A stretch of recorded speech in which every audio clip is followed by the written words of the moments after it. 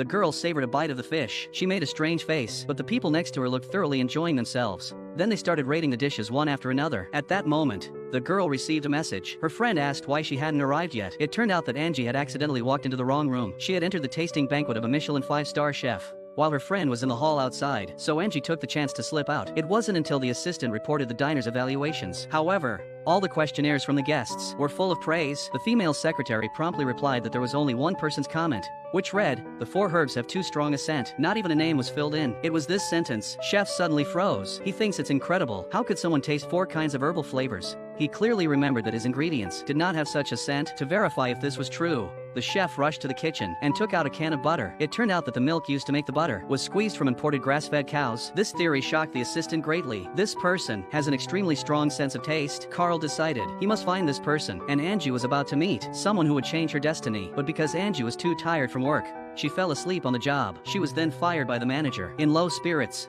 Angie decided to treat herself to a nice meal to cheer up. Unexpectedly, because the restaurant was full, the two ended up sitting together. Both were sensitive to good food, so they started a conversation. Upon learning that the girl had complained about the Michelin chef for making a fried fish fillet with a 4-fold herbal scent, Carl watched the girl leave and realized that she was the one he had been looking for. So Carl chased after her and offered her $1,000 a day to be his assistant. Angie had just lost her job, and this was a temptation for her. She readily agreed. She didn't realize that this was Carl's test for her. The next day, Carl took her around, and they stopped at a cafe to rest. While Angie went to the bathroom, Carl dipped a toothpick into a cake and then put it into the girl's coffee. Unexpectedly, Angie took just one sip and tasted the salted egg yolk flavor. This made her curious. Carl pretended to be calm on the surface, but he was very satisfied with Angie in his heart. On the way back, Carl decided to formally inform her to come to his company. He then told Angie an address and asked her to come find him the next day. The next day, Angie arrived at the address, but before she could meet him, she was stopped by the female secretary who had a crush on Carl. Angie said she was invited to meet Carl. Unexpectedly,